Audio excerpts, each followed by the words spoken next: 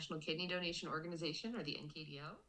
This is our 7th Engage session in the 2025-26 series, where we aim to educate, engage, and empower attendants on a broad range of living kidney donation topics. Through this series, we hope to raise awareness, build community involvement, and increase the number of living donations to help end the kidney crisis. We're grateful for the privilege of hosting these educational sessions thanks to a generous grant from Sanofi, a global leader in immunology. Today, we're celebrating National Minority Donor Awareness Month with a conversation about issues unique to people of color in the kidney transplant and donation space. And we'll hear from 3 highly esteemed industry leaders who engage with communities which are marginalized as a routine part of their advocacy work. So we hope that you'll feel better informed about unique issues facing donors and recipients, and generally communities of color impacted by kidney disease after this session. A couple of housekeeping notes.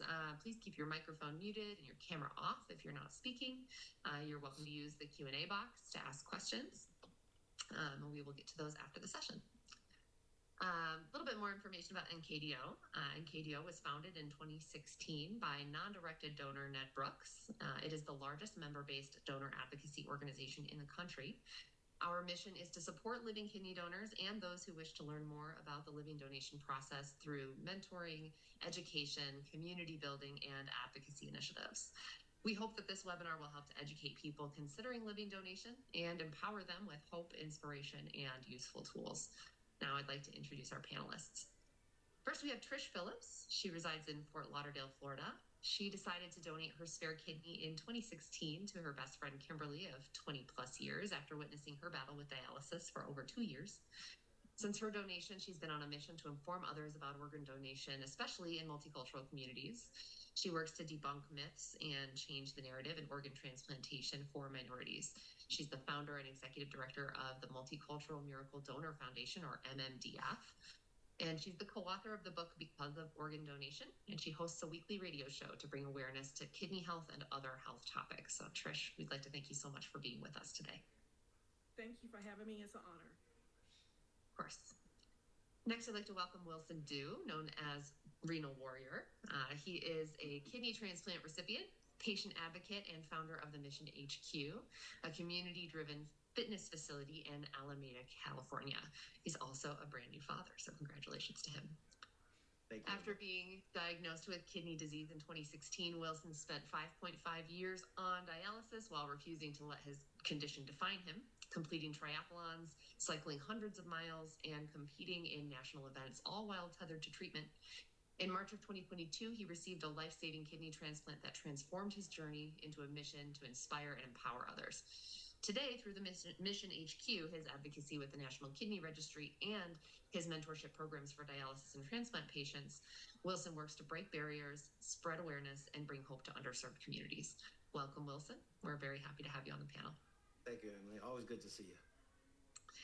And Dan Holmes is a U.S. Navy Special Operations veteran and kidney disease survivor who turned his personal battle with membranous nephropathy into a national advocacy mission. As the founder of the Enlisted Kidney Foundation, Dan draws on his military training and lived experience to empower kidney patients, influence healthcare policy, and educate medical professionals. A dynamic public speaker, he has delivered keynote addresses at national summits, spoken on Capitol Hill, and served on research panels alongside leading scientists and pharmaceutical leaders. His mission is clear: to ensure every kidney warrior feels seen, heard, and supported in their fight. Welcome, Dan. We're very glad that you're with us today. Thank you so much for having me. We're excited to be here. Of course.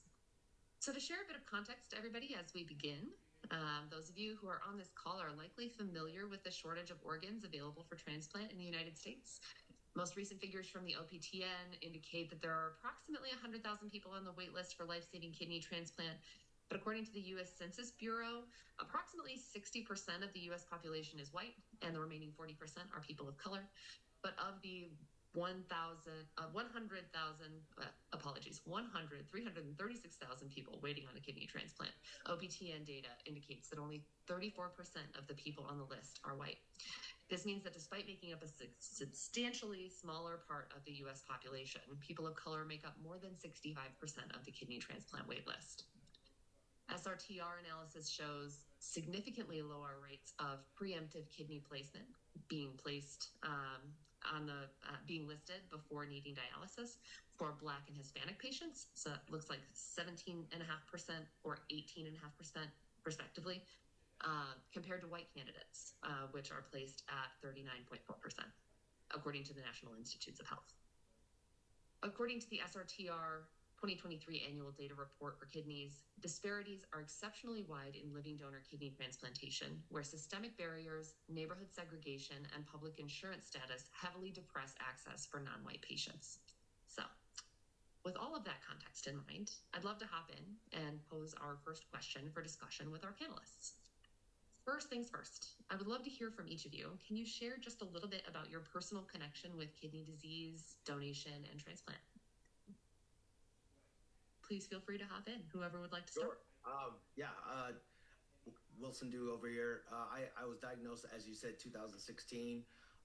Didn't know I had kidney failure or didn't know I had any kidney issues. I knew I was very unhealthy, and it wasn't until I went into the ER for unrelated issue, then was diagnosed right then and there with stage 5 end-stage renal disease.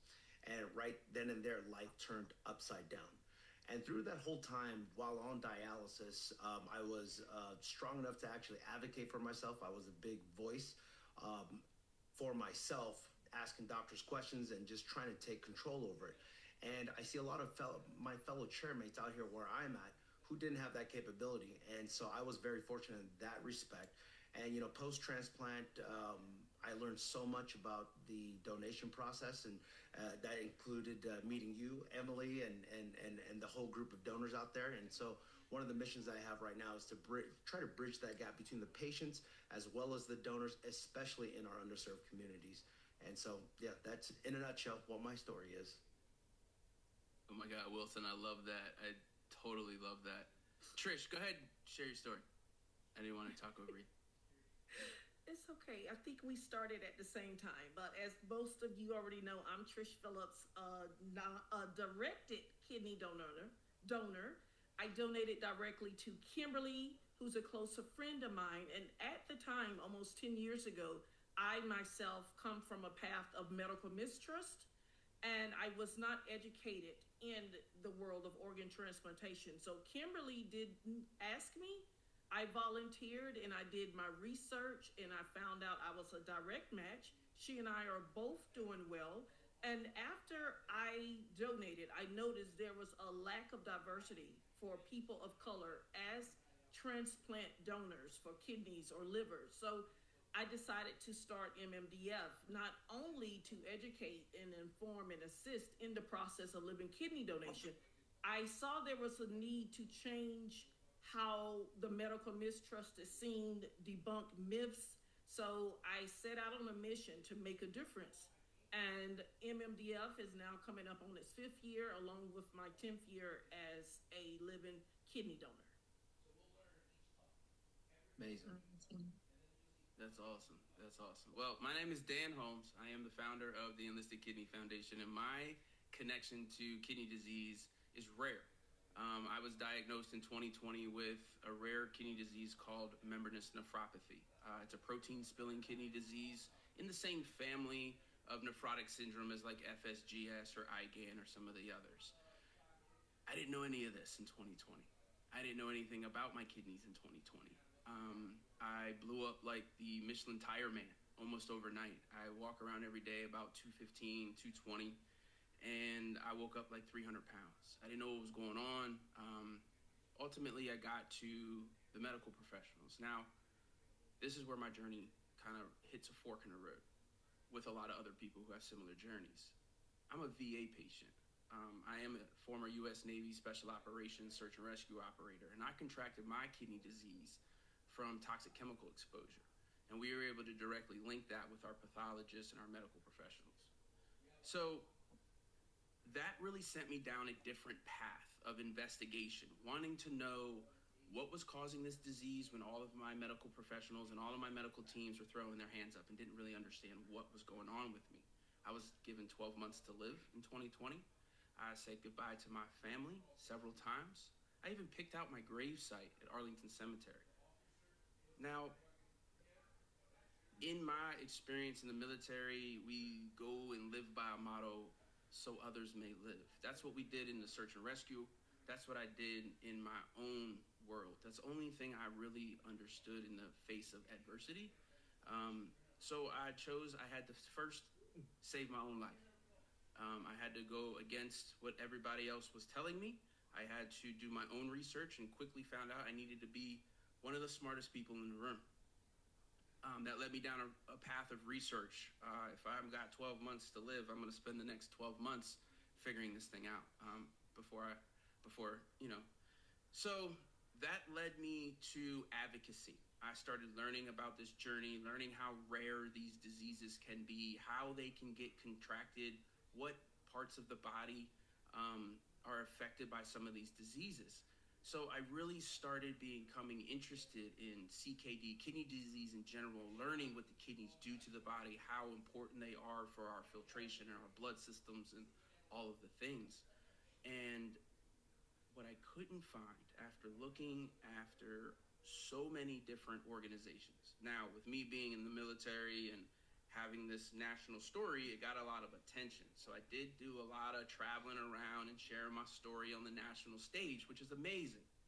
And it led to a lot of really good relationships, some with we all have here. But one thing I really couldn't find that I really needed was the help navigating my own VA healthcare system. And that just didn't exist in this space. So in 2020, I decided to launch the foundation to support these bridges called the Enlisted Kidney Foundation. And EKF has been super successful thus far. We're like a year and a half in. We are making record-breaking ground movements into the CKD space. We are reaching patients where they are. We have an award-winning mentorship program where we don't only just preach the gospel of CKD, right? The preventions, the signs, the symptoms, but we talk about the people who are on the dialysis, right? Wilson, the people that were sitting in that chair for 5.5 years, you know? We want to pay attention to those people that are trying to find support. And that's why we're doing our grassroots efforts in campaigning, trying to find people where they are and reach patients where they are. So that's a little bit about our mission and kind of where we're doing. Aside of that, and why this is a special month for me in minorities is because RKD has recently been linked to APOL1 mediated kidney disease, which is a genetic marker. And that genetic marker is most commonly found in Black and brown people with African and Spanish heritage.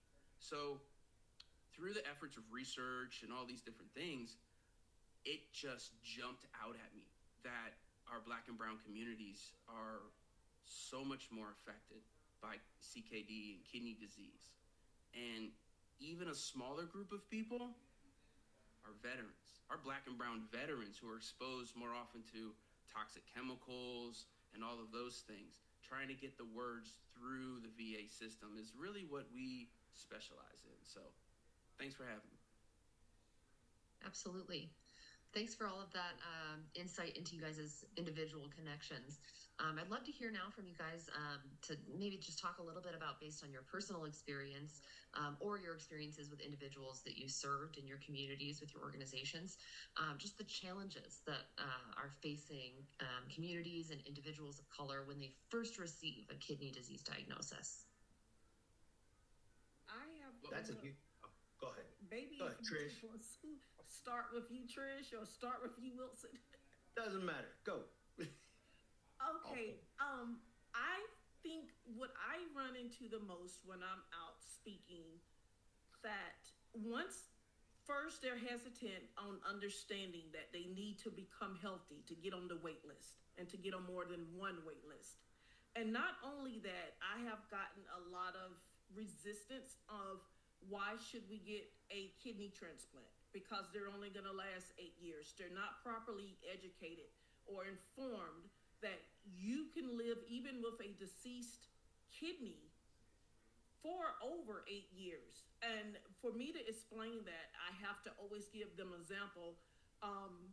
As many of you know of Mr. George E. Franklin III, who just passed away. His memorial is actually today, right now. And I have to use him as an example because he lived for 50 years on the single kidney that he got from a deceased donor. So and he's a person of color. So I use him as an example.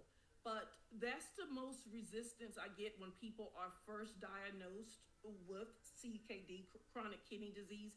They feel like it's the end of the world or nothing else that they can do and no need to get a transplant. So I think it could be better served if they were educated a little more and told more about what the transplant process is, why they have to go through making sure they're getting the medical clearance and the lifespan from living or deceased kidney donor.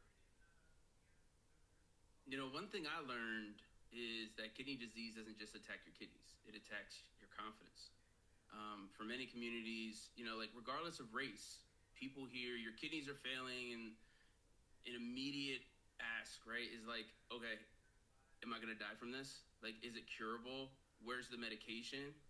For many communities of color, the fear is often layered with additional challenges, limited to access to your specialists, healthy foods, transportation, financial pressures, mistrust, like she was saying, in the healthcare system. Just the healthcare system in general just not seeing you as a solvable issue, but just an issue itself. So that's why I think organizations like NKDO is amazing, because that's information is what changes these kind of things and allow people to receive kidney donations like Wilson and live on and keep doing what we're doing. You know, I can't echo that enough, Dan. I think you hit a really good point there, is that when you're first diagnosed, not only patients in general typically are just inundated with information. You have the doctors telling you certain things, nephrologist, your PCP, your nephrologist, your nurses, your techs, your dialysis clinic, all this information. Take this pamphlet, sign up for this thing, do all this. There's already a challenge with everything coming at you as you're trying to grasp this thing. And when you're looking into these underserved communities, which primarily are communities of color, now you have an extra layer, is exactly what Dan said. And when we're talking about a lot of times, what are some of the informations that we get? Oh, you got to eat right, you got to be healthy, this and that. Well, if you can't get to a grocery store because it's 10 miles away and you don't have transportation to get there, how am I supposed to have that fighting chance? And so these type of things is what are some of the barriers that a lot of these communities face. But I think primarily in the space that I'm working in, that I'm trying to get to is, first off, there's a bunch of education on survival and what you need to do to get healthy, the protocols while you're on dialysis. But realistically, is transplant really viable? When you're telling somebody that you need to get healthy, but you're looking at the wait's going to be 7 to 10 years out here where I'm at. And so when you're faced with that, do you even really want to try? Are you going to travel that 10 miles to adhere to that diet? And make that trek and spend additional time, energy, and money to feed yourself and your family when you got a fast food joint every 2-3 blocks away. You can feed a whole family of 5 for $20. Like, what are you going to do? And then on top of that, if it's that far away, and the space that I'm working in is trying to help with living donation. And living donation, I would say, to a lot of people, especially in underserved communities, are completely far off. This is just a mythical thing. Why the heck would anybody give up a kidney for me? My friends, my family, nobody's going to do this. And so we're trying to bridge that gap to show them that it is absolutely possible. And what I'm working on right now is that we are providing access to possibly to get kidney donations even before you actually get qualified. So we bypass a nephrologist so that they can get their donors can donate for voucher programs. And so this opens up the door and gives them actionable steps. And if they have that hope where they know that if they adhere, that living donor is right there for them. And so trying to provide that hope, trying to let them see what's possible, I think is the first step. And it also depends on who's giving out this information. If you have If you have a nephrologist giving out this information to some of these folks in the communities, it's just going to go over their head. If you have Dan going in there talking to a veteran about, hey, this is the things that happen. I've seen Dan talk on some of his lives, and when he's talking to some of these veterans, they're okay. You're one of us. We'll talk to you. If they're talking to Trish, and Trish says, I've been through it. I know what's going on. They're going to take that information from Trish more so than they would some of the medical professionals. So there are a lot of layers to these barriers in these communities. Yeah, that's really incredible insight, guys. Thank you for that. Piggybacking on that, we've talked a little bit about some of the barriers when you first get a kidney disease diagnosis, but can we talk just a little bit more about what you would say are the unique barriers to a person of color who is in need of a transplant, being, in the situation where they need a transplant to actually getting one? Like, what are kind of some of the major barriers that are in the way? I'll give you one of the biggest barriers that I face and that I face in our community, right? Not just people of color, but veterans. Did you know, this is going to blow y'all's mind, but a lot of people don't know this, right? Especially the people who are watching this. Veterans who need kidneys do not go through the same process as most people think. And Wilson's familiar with this as well. There are 9 veteran eligible transplant hospitals in the United States. 9. Okay. There are 1.4 million veterans with CKD. 1.4 million right now, today, with CKD. There are over 25,000 veterans qualified right now, ready to get transplanted. Know why they can't? Because we got 9 hospitals. There's only 9 transplant centers that the VA will allow us to go to, pay for us financially, all of the things that every other insurance would. So I would be required to have third-party insurance. Well, I'm a disabled vet. Where do I go get this third-party insurance from? Because, like, Red Cross, Red Shield's not coming knocking on my door offering me, significant health insurance. So I have health coverage. Our veterans have health coverage. Our people, what we don't have is the access. It's the access. So, for instance, Wilson, you mentioned something about a voucher program. So let me dive in. You can explain a little bit more about what the voucher program is, but let me tell you how significant this could be, okay? Emily, if you wanted to donate a kidney to me, and you were like, Dan, oh my God, I want to donate a kidney to you. Your story's amazing. I'm going to go do this. Well, we may not be a biological match. There's a million different factors that make us qualified together. But you may say, you know what? I still qualify. I'm going to get to my workups. I'm healthy. I'm great. I want to do this. Wilson gets involved. He's like, oh my God, you want to do this? Let's get you transplanted. We're going to get your kidney to somebody who needs it, that does qualify. And then in exchange, we're going to turn around and we're going to get Dan his kidney, right? From the next person that his body qualifies for. That's the voucher program. Here's the caveat. Emily, you do your thing. Wilson, you go get her thing. We save a life. Now my hands are open. My Willy Wonka golden ticket. Here it comes. I get it in the mail. Now I go to cash it in. Unfortunately, the bank that I'm cashing in at does not accept these. So I cannot use this. So my journey stops. And I get in the back of the line of the 25,000 so we can get fed through the doors of the 9 hospitals. So I just want you to understand that this process with veterans is about access. It's about access. It's about knowledge and awareness. And if we're not having the conversation like we are today, a lot of people don't understand this. So I just wanted to make sure that we not only talk about our Black and brown communities, but our Black and brown veterans, like myself, who would be trying to take advantage of these things. I live with membranous nephropathy every day. Transplant very well may be in my future. I may need Wilson to start hooking me up with microsite and all the things. I may need that. But what I'm really going to need is for the surgery to get completed. That's what has to happen. The surgery's got to get completed. And in order for that to happen, I can't just be in the back of the line with my golden ticket because nobody's paying attention. So this awareness is is a big campaign that we're trying to solve here.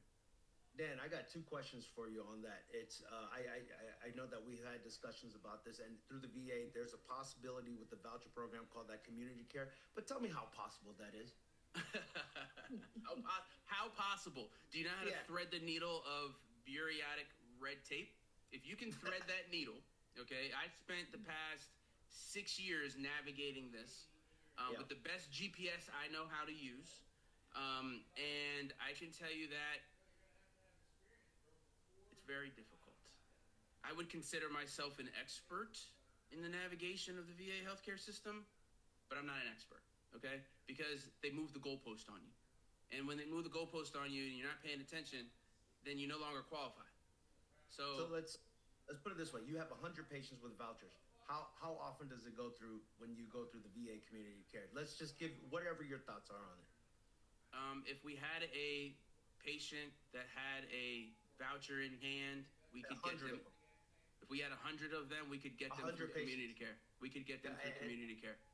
You could get them through community care. EKF could get them through community care.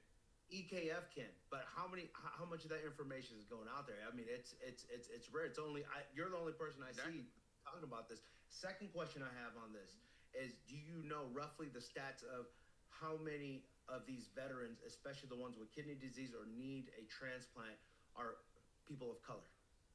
I don't know that. I don't know. I wish I did know that. I don't know that. But what I can tell you, there's a lot.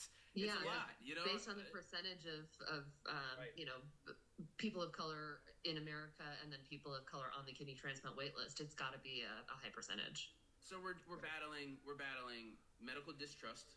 We're battling the medical system itself, okay? I just got labs the other day, right? Just the other day, I was just sharing this with my wife. I got labs, and on the bottom of my EGFR labs printed out, it has in parentheses 2021. And the reason why it says 2021 is because I'm an African-American male. And that means that calculation of my EGFR was calculated based on the non-race biased calculation. That dates back to 2021. That was Medical Journal. That was advocacy that got those things changed. Because before that, a black and brown person walk in and, hey, 60% is your new 100. What? Where could I get that curve in school? I needed that in school, right? If I show up with a 60, like, oh, what? I needed that curve. That didn't exist. Listen, 60% of 100 is not 100% in anybody's calculation. So I'm thankful that they changed it. But these are some of the small systemic things that us as black and brown folk have to put up with and have to deal with. I got to look at my EGFR number on my lab, and I have to not only go say, hey, my EGFR is 98%, but I have to go say, hey, my EGFR is 98% of 60%? Or when was this calculated? What year was this calculated? What calculation did they use? So these things are very difficult to have to navigate as a patient. So this is why you need organization, you need foundation, you need people who have walked this walk before, you need the support. All of these things are the things that I found laying in the hospital bed, death scrolling on social media, trying to find another human that had this that I could just talk to. That wasn't 60 years ago. That was 2021. I mean, this is wild. I was having the conversation this morning. This blows my mind. Yeah. But back to your question, Emily. I firmly believe one of the biggest issues, I wouldn't even say it's an issue, it may be an education thing, but there is a complete huge disconnect between the patient world and the donor world. And this panel right here, this conversation that we're having right here is huge. I was on dialysis for 5.5 years. I was doing all the advocacy work, connecting with a lot of organizations, talking about awareness and all this stuff. And it wasn't until post-transplant when I was exposed to organizations like NKR and NKDO. And I remember going out to Ned's place and meeting all these donors. I was the only recipient there. I go, there's 20 donors in here. Half these folks don't even know who they donated to. Like, what? How is this even possible? As a patient, I go, how come nobody ever told me about this? And learning more and more about why people donate, and it blew my mind. And a lot of the donors at this one event where we had I was the only recipient. There's all these donors. They were coming up to me. So what did you go through while you're on dialysis? How does it feel? Look, you donated a kidney. You don't know who you don't know this? Like, no, we don't. We don't even know who we donated to. And, we've never met them or whatever that is. And it's just, I didn't know about all the suffering that you patients go through. And I was just so blown away by this. And so one of the biggest disconnects is those two. And I think that if patients sitting on that chair understood that there's a whole, not industry, but a whole just group and organizations and a whole community of people that's trying to help them, like having this webinar right now, they would be grateful, thankful, and they would know that they would give them some hope. And that's all you need to fight just a little bit more. Yeah, the living donor community is pretty young, and it's also uniquely energized. We're not sick. We're on the other side of donation. We've already done the biggest thing we can do to, physically help somebody who's in need of, physical support. And now on the other side of transplant, many of us are, really energized to, be mobilized to continue to improve people's experiences and the bigger crisis at hand. So it's a pretty unique community, definitely one that is working hard to try and identify and solve some of the problems that exist in the space. Thank you for that, Wilson. Trish, I would love to hear from you. Yes. So first of all, I learned so much from you, Dan. It's amazing behind the scenes. I must say, one of the people that my foundation helped get a kidney, one of the first, explained to him why he needed all of these tests. He was a vet. So he donated 2 years after I did, and he actually married me and my fiance June 6th. So he's doing well too, but it's amazing the process you guys go through. And to piggyback a little bit off of what Wilson said, when I'm out in the community, Emily, I'm seeing and hearing that the disconnect also comes between where the patients are not feeling comfortable with communicating with the medical staff. So when I speak and do education programs at transplant seminars, like the one we were at together in Orlando, I explained to the transplant staff, and it would be a lot easier if they could change probably some of the wording or narrative and make the patient try to ease their comfort or let them feel comfortable with speaking to the staff. A lot of them are intimidated. They're already scared. And when they don't understand things, they would just take the pamphlets and just take the checklist, and they would just go with the flow. But I find, and I speak in at a lot of community events like church groups, public libraries, and that seems to be a common denominator. They don't feel comfortable or they're embarrassed to say they don't understand something. So I think that if transplant centers could communicate where to make sure their patients understand, that would help bridge the gap some, because I find that to be one of the most common things that's reported. That's a really valuable insight. Mm-hmm. I also think it's not just the transplant centers though, right? Because you got to think about the patient. Remember Wilson sitting in the chair, what you don't know, right? And you're relying on your social worker at the dialysis center, whether you're at DaVita or Fresenius, you're relying on that social worker to have your best interests at heart. I walked into some of these places all over my county. I walk right into there and I want to talk to the social workers, the patients, who's running the place. I have no business being in there. I'm not a patient, but I'm a patient advocate. And I can tell you one thing, that every single now person in my community knows my face, knows my name when we walk into these dialysis centers, because we're changing the experience, right? Providing people with the blankets or battery chargers and really paying attention to the person. How are we getting that person out of that chair? That's the question I ask. Hey, social worker, we can't let you back there. The patient's real private. It's private. It's not private, right, Wilson? It's not very private. How many partitions did you have? Right? I mean, I saw you wheeling a speaker, my guy. It wasn't private. doing karaoke at dialysis. You know what I mean? So I mean, it's as private as you want it to be to a certain extent, but it's not really private. So anyway, we want to make sure that these patients have a road, a path, right? Not just going into the world and flicking their compass and saying, "Hey, get off dialysis. Hey, go qualify for a living donor transplant." Well, what does that mean? How do I do that? What does that mean for me, who's stuck in a chair 5 days a week, 6 hours a day? What does that mean? Right? Maybe that means I need to talk about home dialysis and maybe get there a little bit better, so I can get the aggressive dialysis out of my way and start doing something a little bit easier on the body. Maybe I can get with a nutritionist and start thinking about what I'm putting in my body in the first place. Maybe I can get with somebody like Wilson or Wilson's organization that can walk me through exercise routines that are meant for people who have dialysis and ports, and we can't do pool workouts, and we can't go out there and doing big curls, right? Wilson, you got fistulas in your arms sometimes. How do you want me to get ready? Ma'am, sir, is the question that a lot of people ask me. Is like, yo, Dan, help, how? You know, and it's like, okay, well, let's get you mentorship. This is where people's life changes. And it's not the education. Flicking a compass, I can tell you what to do, right?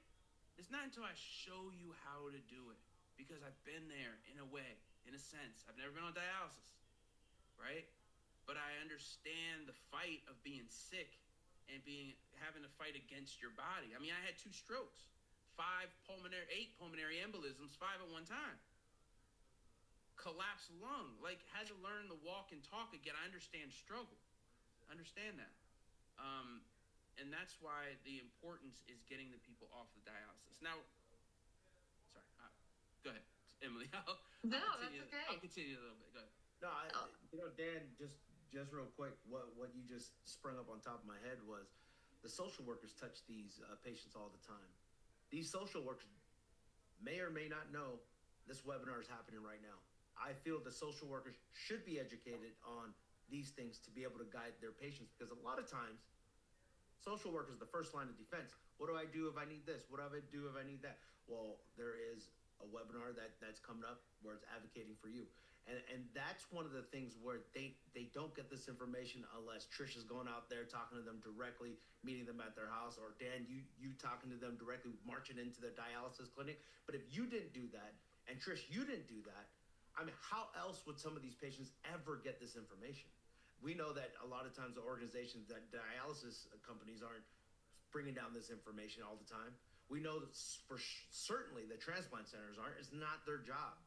So that's why we have a lot of work to do with reaching out to these communities. Well, on that note, I would love to hear from all of you guys. I mean, we've definitely talked about some of the systemic difficulties. We know that they are many. I would love to hear you just share some wisdom from your personal experiences and from the experiences of the people you've been working with. For the people on this call who are struggling with some of the barriers we've talked about to seeking improved kidney health or transplant, what wisdom would you share with them? Oh, man. Where to start? Dan's thinking the same thing. That's been Trish too. Look, where to start? Find me on TikTok. That's what I tell you. Find me on TikTok, because there's a huge following, social media following, right? The first thing I needed when I was diagnosed was community. That's what I needed. And I didn't know it then, but that's what I felt. I wanted answers. I wanted medical answers to tell my doctor to give me the medicine that didn't exist. That's what I wanted. But what I needed was community. I needed to find other people that were like me in my situation that I could gather little bits and pieces from and put together my own reality. And I invite the listeners, follow us on TikTok at Enlisted Kidney Foundation. Why? TikTok is weird. It's not the news platform that everybody used to use it for. What we found in my efforts of grassroots, trying to meet patients where they are, was in dialysis, sitting in the chair for 6 hours a day, death scrolling on TikTok, trying to find each other. You know where they were? In groups. They're in groups on TikTok. You can go live, and then you can have like 8 panelists, similar to what we're doing now. But there's a whole chat. There's all these things. There's a community of people that we have found, hundreds of people that we have found. They're part of the community here. So one of the things that I would suggest, right, is find support. What does that look like for you? And maybe we can steer you in the right direction. Again, I don't want to flick your compass. I want to provide you some answers. So find us on TikTok. I'd love to walk you through it. Find our podcast. Let me tell you, we have a Filter Life podcast. If you want to learn a little bit of information from patients, medical professionals, organizational CEOs, researchers, if you want to hear us have conversation like we're doing today and talk a little bit about the real world aspect of this and skip some of that medical jargon, our Filter Life podcast is taking off. We're on episode 17. We got, I'm going to tell you this right now. As of today, right now, I'm going to log in right now, 14,000 subscribers. That means people are wanting to hear the information about this stuff. We have over 977,000 streams. We're about to hit 1 million streams on YouTube. So it's important because people are listening. So if people are listening, then we need to be talking. So I say that to invite you as a patient. You want to share your story on a platform that's getting national attention? Reach out to us, Enlisted Kidney Foundation. I'd love to highlight your story as a patient, walk you through some of this, mentor you through some of that. You don't have to be a veteran to be part of our organization. Our Filter Life community is made up of so many different people. So that would be the first thing that my recommendation is find community. Some of the wisdom that I think, I mean, it's multifold. Number one is advocate for yourself. And as difficult as it is, always question what you're going to have to go through. Advocate for yourself means when the doctor says, take this medication, do this procedure, do that. Why? Research it. Advocate. Because at the end of the day, if something is wrong, and this has happened in my experience many times, and I'm pretty sure that you, Dan, you've heard a lot of it. Trish, may have happened to you as well, where it's like, well, do I really need this at the end of the day? And you end up not needing it, because at the end of the day, if the medical professional says, oops, we're the ones that suffer. So advocate for yourself, number one. And to what Dan said, find yourself that community. It is available. It's not hard to find. You have NKDO, you have Enlisted Kidney Foundation, you have Trish's organization, you have a ton of organization. Don't do it alone. Do not do it alone. Find somebody to help do this with you. Also, if you can, if you have somebody that's by your side that is helping you through this process, have them help you learn, because we're, as a dialysis patient, we're already fighting for ourselves. We're already just trying to survive. If you do have, again, a spouse, a child, somebody, a best friend that's willing to just come and learn with you some of these things, have them come along with you. So, it's just always advocating for yourself. Don't do it alone, and keep on learning and get yourself to that finish line. Well said. I'm going to second everything Dan and Wilson said and just add, because I'm coming from the donor's perspective of things, my takeaway is a little bit different. I leave people with the words after debunking the myths, especially the whole driver license myth, and that probably goes more than just the people of color. I have learned that a lot of racists are scared of this as well. But I make sure they know advocating, and when I'm speaking to the communities in the different events I have, I read the room. I make sure they understand the terminology, because a lot of people don't understand what chronic kidney disease words are. They know hypertension, but they really know it as high blood pressure.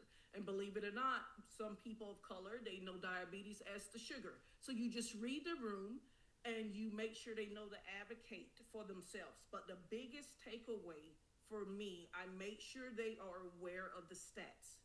And at the end of my speaking engagements, for those who are unsure why kidney donation or organ donation itself in general is of importance, I ask them to close their eyes and just wonder if themselves, a loved one, whether it's a parent, a sibling, a friend, like in my case, a cousin, a relative, of just anyone, needed that life-changing organ to give them a better quality of life. Wouldn't you want them to do it? wouldn't you want someone to step up to plate and do it for you or for any of the loved one? And when I give them this delivery, it gives them a chance to think. And they're like, okay, you mentioned something that is of relevance because you don't really know organ donation until it affects you or a loved one. I was completely clueless. I was ignorant or not educated. I thought I had to be blood related to donate to Kimberly. When I donated, the voucher program, the paired exchange program, they were not as popular. So I too learned as I went along. So once I say this, the information is always better received because I look like them and I have literally donated a kidney myself and they see I'm doing okay 10 years later. So that's my biggest takeaway. I get them to thinking at the end. Trish, if you could do it again, if it was possible to do it again, would you do it again? Absolutely. I would go around Wilson like Oprah. You get a kidney. You get a kidney. The only thing I would do differently is my urine analysis test because I'm a 5-timer. Those kidney donors out here who knows about it, it is pure torture. But yes, Wilson, I would do it over and over again. I wish I could do it now because in my journey to this current day, I have found so many people that I just want to give a kidney to. Oh my goodness. Over and over. Wilson, I love that question. Would you do it again? Would you donate again? Because in my line of work, I can serve my country in so many different ways. I can do this be part of something bigger than yourself in a couple different ways, right? I can be a veteran, I can serve in the military, I can do law enforcement, be a nurse, a doctor, first responder. Like it could just go on until I'm out, right? I can just live a life of service. But every single time I would choose to do that, I'm compensated for it. Okay, so then it got me down this rabbit hole of like, okay, well, if somebody wanted to give a kidney, that's like being an angel, right? That's being a part of something way bigger than themselves. And you can only do it one time. You can only do that gift one time, and there's zero compensation offered to the person who wants to do that. What? It's very common for people in our position to say exactly that they would do it again. And honestly, I think, Trish, what you're doing with your organization, that's your way of doing it again. Yes. You're encouraging people to consider doing it and paying it forward by, the people that you inspire to consider doing it. Like that's you doing it again. Yeah. Encouragement. That's all it takes. It's encouragement to get people to pull that trigger. You know what I mean? And the reason why I asked this question is I work in the underserved population out here in Oakland, California, and a lot of them, I don't want my kids to donate. I don't want my friend to donate. I love them. I don't want my family member to donate. And that is one of the biggest things. And having you, Trish, come out and saying that a lot of these folks, they feel like if I've had people come to me, my child is young, she's 25 or he's 25. He's got a whole life ahead of him. I don't want anything to happen to him. All of these things. It's more like I don't want to take away something for them and cut their life short.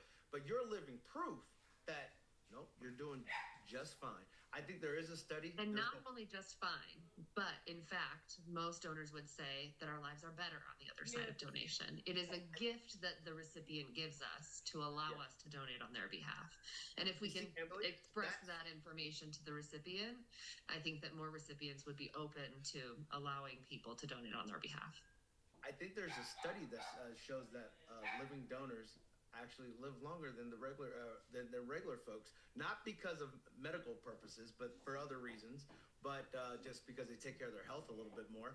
But I mean, there is something there, and paying attention to it, just paying attention to their health, paying attention to it, and I think that if really the patient actually felt that, they wouldn't feel bad about having a relative donate. I think so too. It's work that we're really acutely interested in doing, is seeing how the living donor community, which again is a very young community. We've made a lot of strides in the short period of time that we have kind of existed as a community, but we collectively feel like the more opportunities we have to interface with the patient population and express our experience, and convince them of the fact that living donation is a value add to our lives and not something to be fearful of for their loved ones, that perhaps people would be more open to allowing others to donate on their behalf, and maybe make a tone shift in just our collective understanding of what donation is and what it's like for the donor. Yeah, I think it's super important. I've got one last question on my list here, and then I do want to leave a little bit of time for questions in the Q&A. If anyone on the call has questions for the panelists, please put them in the Q&A now, and we will get to them as soon as we get to the end of this upcoming question. But I just wanted to ask super quickly if you guys have any suggestions for everyone who is currently working to support people of color in this space. We've got a lot of living donors, a lot of advocates, a lot of medical professionals, people on this call, people who are working at mission-aligned businesses who care about this issue, and they specifically care about marginalized people who are impacted by this situation. And what would you suggest is kind of like a major key takeaway for a suggestion that they can do to make a serious difference for people of color in this situation? I would say listen to the patient. A lot of times, the advocates within the community, within the space, the medical community, as well as just caretakers and things like that, we go through caretaking, and we do this every single day. Or the medical community seeing patients every single day, one after another, and sometimes you become numb to them. And just remember the fact that when you're in front of the patient, this means the world to every single person that you're meeting with that day. If you're meeting with 50 people, every single one of those folks that you meet up with and you talk to has their story, and they are carrying all of this as if this is their world. So for that moment in time, I tell a lot of the medical community this is, please don't rush this. Explain it to us, because this is, you may have seen it and heard it 1,000 times. This is the first time we're hearing some of this information from you. So lead with empathy, lead with compassion, and really listen to some of what these patients are going through. So I would say one of the biggest things is be where the patients are. Meet them where they are. Stop expecting people to be where you want them to be because it's convenient for you. Because this disease is so different in every single person that you see. If they're a medical professional, they understand this. They're patients. Wilson, are patients that may need living donor, transplant at some point. I don't know. We can't control that. We try and do everything we possibly can to, provide ourselves for a positive outcome. But you can't do anything for the patients if you're not willing to meet them where they are. So you need to be in the space of where the patients are. So if you want to help people, if you really want to help people, you really want to make change in the Black and brown communities and the veteran communities and the minority communities, then you'll be where they are. And if you're not, you're going to miss out. So that's my thing. Just be where they are. And I second what the guy said. They summed it up marvelously. Awesome. We've got a couple of questions in the Q&A. I want to try and get to as many as we can. First question is from Javier Cordero. He says, do you know of any Hispanic-oriented advocate organizations? I do not. Again, we are like a young community of living donors who are working to advocate. The medical community, obviously, that has been working on transplant has been around a little bit longer. The advocacy community is newer. So the need for different areas of support is obviously, it's been identified, but the actual development of that support is ongoing.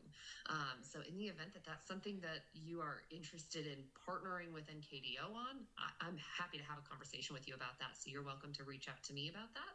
I'm going to put my contact information in the live chat, and we can talk more about it. The next question is from Francisco Ramirez. He says, I don't understand why the cost considerations at the VA don't push change. It seems that the cost of dialysis is many times more than the cost of a transplant and aftercare. That is an astute observation. Do you want to That's respond to right, that, Dan. Dan? That's a whole nother podcast. Can I take that real quick? So that is true. That is true. But I want you to peel the onion back just a little bit, right? Because the cost of dialysis is just the surface. Okay, the cost of dialysis is just the surface. The cost of transplant. We have 9 transplant hospitals. You got to pay the surgeons, the hospitals, all the surgery equipment, all the OR, all the it is a multi-million-dollar transplant organization within those 9 hospitals. So let's talk about how we can get rid of that out of the VA budget, because we don't even need it, right? We don't need that budget, because what we can do is take community care and get our veterans transplanted with, like, I know NKR got like partnerships with over 100 some hospitals. Boom, problem solved. But so I think we need to pull the onion back a little bit more and pay more attention to, like, look what we could save, multi-millions, right? Multi-millions. Then we wouldn't have the backup of veterans in the first place. And then, yes, let's address the reason why veterans are getting kidney disease more often than the regular population in the first place, right? 1 in 7 U.S. Americans that are walking around today have kidney disease. 90% of those people don't know it, okay? 90% of them don't know it. Let me tell you that 1 in 6 veterans have kidney disease. 1 in 6 veterans are walking around with active kidney disease today. So dialysis is needed because it's really the first line of defense, but we really need to change the medical thinking. We need to not get to dialysis in the first place. We need early detection. We need to catch these things way before they get out of control. Thank you for that. Mark McIntosh mentions in the chat, this is an awesome conversation. Drive for Five's focus is educating communities of color about everything you're expertly discussing. Would love to connect with each of you and share more why serving communities of color has become a calling. I received a kidney transplant 2 years ago. So Mark McIntosh, if you guys do not already know him, you can find him or Drive for Five. And I'm happy to get you connected with him after the call. Can you connect me to him after Absolutely. the call? Mark, you're a legend. Mark, you're a legend.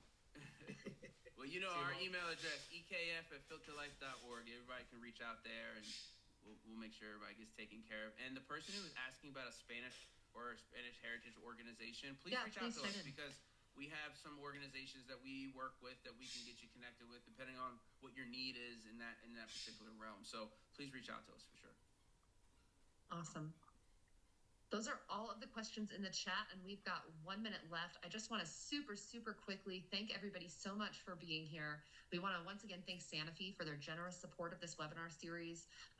We'd like to invite everyone to the final session in this year's webinar series, which is an Ask Me Anything interactive style event on the topic of resources for kidney patients.